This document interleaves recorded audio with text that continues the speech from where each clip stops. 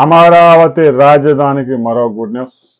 అమరావతిలో 500 కోట్ల రూపాయలతో దేశంలోనే అతిపెద్ద అంతర్జాతీయ స్టేడియం రాబోతోంది. రాష్ట్ర ప్రభుత్వం కేవలం భూమి కేటాయిస్తే స్టేడియం నిర్మించేందుకు అంతర్జాతీయ క్రికెట్ అసోసియేషన్ ముందుకు వచ్చింది.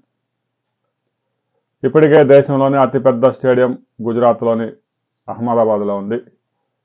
ఆ స్టేడియాన్ని తలతన్నేలా ఏదైతే దుబాయ్లో మ్యాచ్లు జరుగుతాయో అలాంటి స్టేడియం నిర్మించేందుకు రాష్ట్ర ప్రభుత్వం సిద్ధమవుతూ ఉంది. ఏదైతే స్పోర్ట్స్ సిటీ ఉందో ఆ సిటీలో 54 ఎకరాలు కేటాయించేందుకు రాష్ట్ర ప్రభుత్వం సిద్ధమైంది. స్టేడియంతో పాటు పార్కింగ్ కాంప్లెక్స్ అవన్నీ రావాల్సి ఉంటుంది కాబట్టి ఆ స్థలాన్ని ఇచ్చేందుకు రాష్ట్ర ప్రభుత్వం సిద్ధమవుతోంది.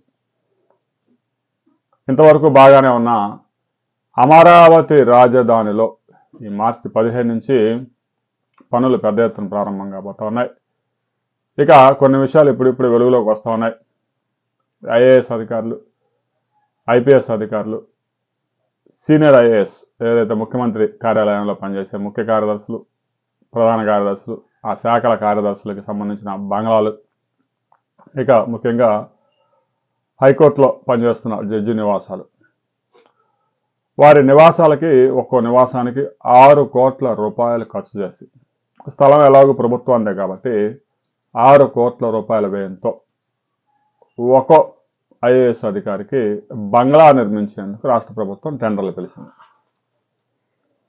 సహజంగా ఐఏఎస్ అధికారులకి బంగ్లాలు కేటాయించడం అనేది చాలా అరుదు.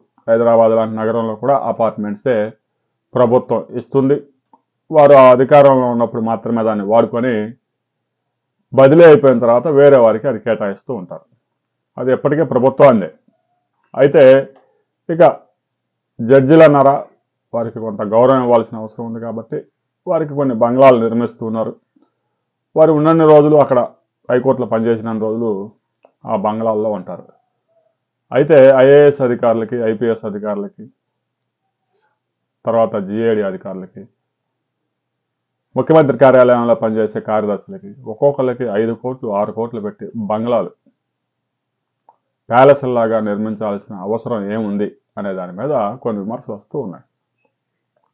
అయితే మంత్రులతో పాటు ఒక 25-26 మంది మంత్రులు, ముఖ్యమంత్రి కార్యాలయం, జడ్జీలకు సంబంధించిన ఒక 20-30 బంగ్లాలు, ఐఏఎస్ అధికారుల్లో కూడా సీనియర్ ఎవరైతే 20 సంవత్సరాల దాదాపు సర్వీస్ పూర్తి చేసుకున్న ఐఏఎస్ అధికారులు ఉంటారో వాళ్ళందరికీ బంగ్లాలు నిర్మించిపోతూ ఉన్నారు.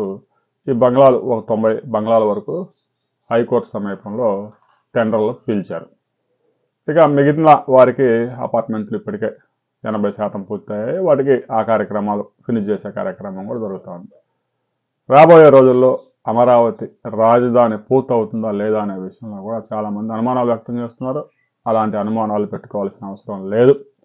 మార్చి 15 నుంచి పెద్ద ఎత్తున పనులు ప్రారంభం కాబోతా ఉన్నాయి. పనులు ప్రారంభించిన 36 నెలల్లో నిర్మాణం పూర్తి చేస్తారు. ఆ తర్వాత కొంచెం చిన్న చిన్న పనులు ఉంటాయి కాబట్టి ఆ తర్వాత 45 నెలల్లో ఆ ఫినిషింగ్, ఆ పెయింటింగ్ వర్క్స్ పూర్తయ్యే అవకాశం ఉంది. రాబోయే కొద్ది రోజుల్లో అమరావతిలో రాబోతున్న ఒక అంతర్జాతీయ కార్యాలయం ఎక్కడ వస్తుంది అనే దాని మీద మరిన్ని వివరాలు వచ్చిన తర్వాత మరో వీడియోలు తెలుసుకుందాం.